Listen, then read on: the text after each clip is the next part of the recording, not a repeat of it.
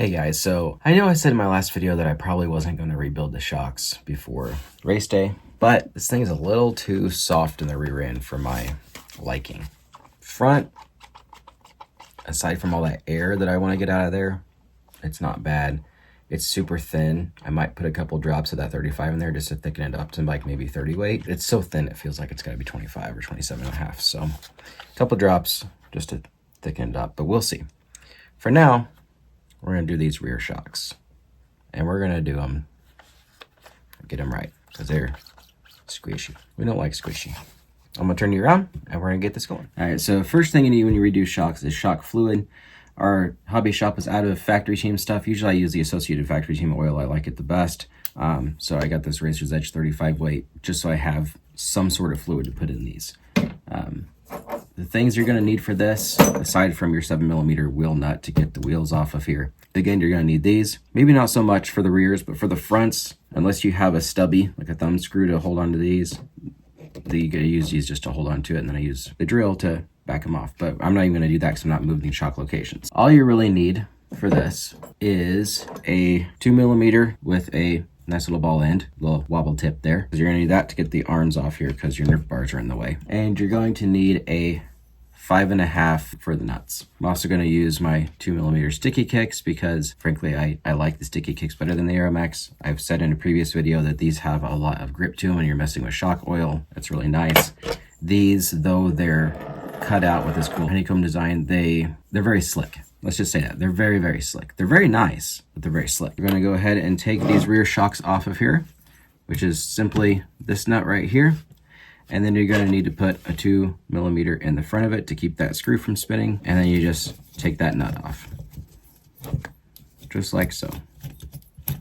As always, lefty-loosey, righty-tighty. We're not working on a Techno, which has reverse threads on the left side versus the right side. Just do like normal with our lefty-loosey and righty-tighty.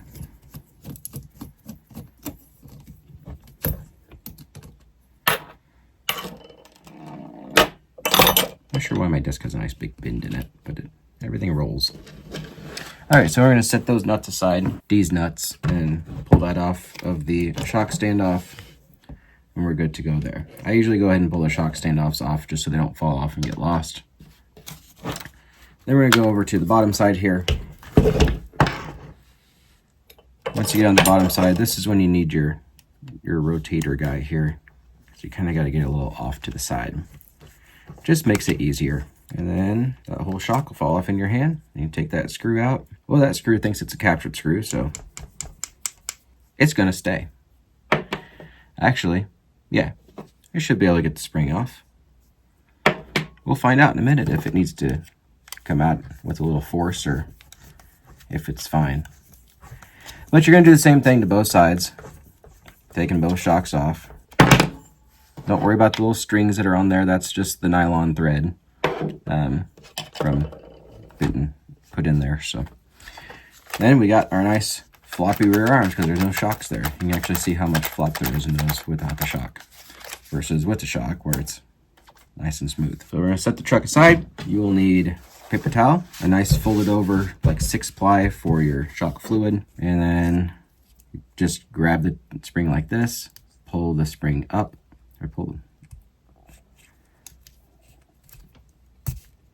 All right, then you pull that shock cup up and then it snaps off like so. We'll just put it on, get the little dirt in there and it will help absorb some of their other shock fluid. And this is, I got it out. But there's your nice spring. These are a little stiff. I'll probably end up, I don't know what these are that are on here, but I'll probably end up getting some associated whites or grays to put on here because I like those better. I usually do whites in the front and gray in the rear. Couldn't tell you what the actual spring composition is of that. There's a lot of squish inside there. First things first, I'm just going to check and make sure that this bottom is nice and tight, which it is. Get all that dirt off there too, much as I can. Then to get the top off, you can do one of two things. You can just hang on to it, stick a wrench into it, and twist. And it might be extra tight like that one is, so then we need the tool. So I'll be right back. So there's two different tools here that I have. I've got my Sticky Kicks shock rebuild wrench that has all kinds of different things here. Here's the wrench that it comes with. So if you don't have this kind of thing, you can use this. And what this does, and this is same with you have using your little Allen keys that it comes with. You just take this, there's on the bottom there's these little flat sides. So you take that and just rotate it until that flat side drops in there.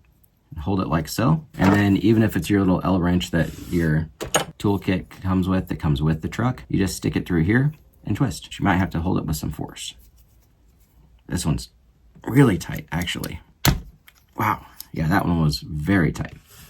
The other option is with the sticky kicks here. They got this bigger one here that actually doesn't seem to fit this well. I thought that was 12 millimeters, probably for more like a 17. But this front section holds it pretty well. And you can hold it like that. As you can see, it has nice 4 grab points. And so you just hold it like so while you twist it off.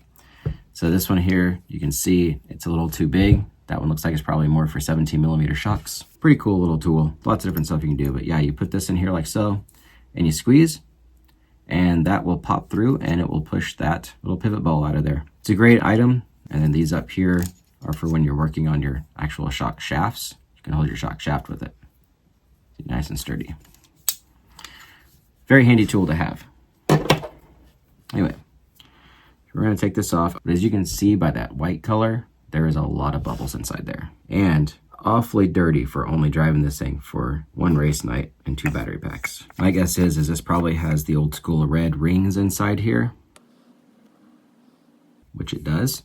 You can see there, it's got the old red O-rings in there.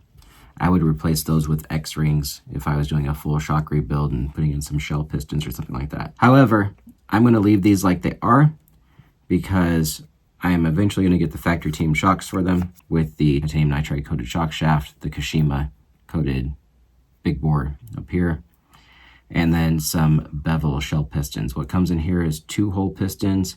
I can't tell what size the hole is, but those are 2-hole pistons.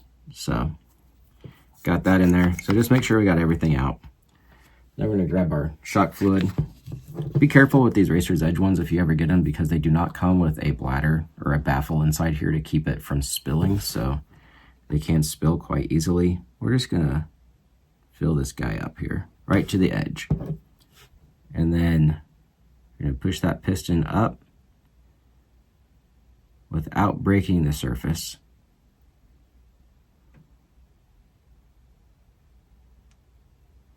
And then pull it back down. Now, if you did it right, if you didn't break the surface, you'll have no air inside that shock. So you're going to have your cap on there almost threaded all the way down, not quite all the way. You're going to slowly push that piston up. And as soon as it's at the top, you're going to tighten that down. And you're going to get very messy because it's bleeding off the excess fluid. Just give it a quick wipe down. We'll put our tool back in here. Your hands will be well lubricated. That's part of it. So then after we get it back together, we're going to take this and we're going to pump it 40 times. I've already done about 20 off camera, so I'm just going to do 20 on camera. And then we hold it back up and loosen this. See if we can bleed off any extra.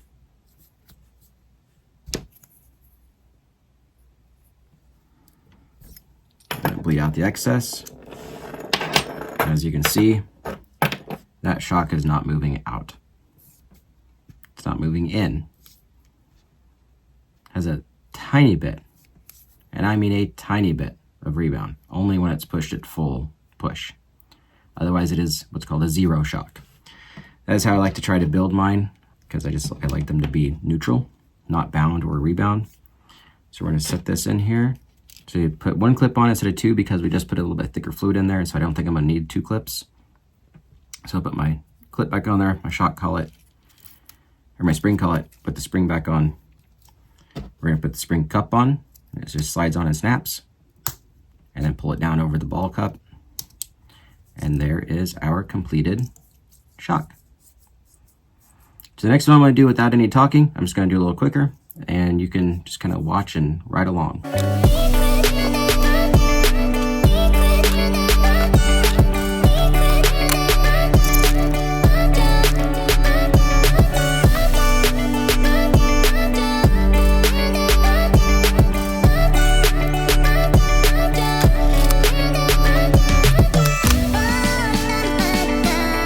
that's it.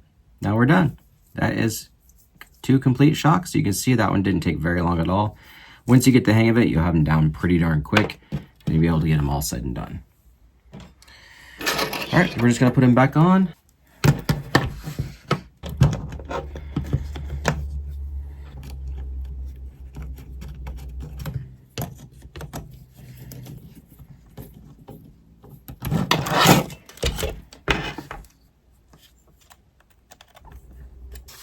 Now our rear shocks are completed, and they feel significantly better.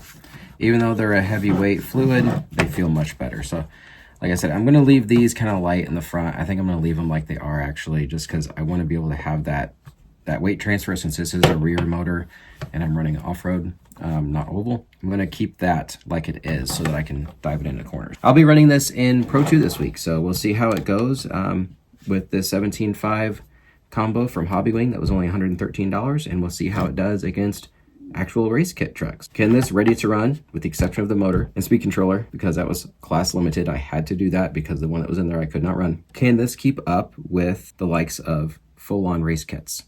We will find out this week. Until next time, keep the shiny side up, the rubber side down, and remember to stay in the groove.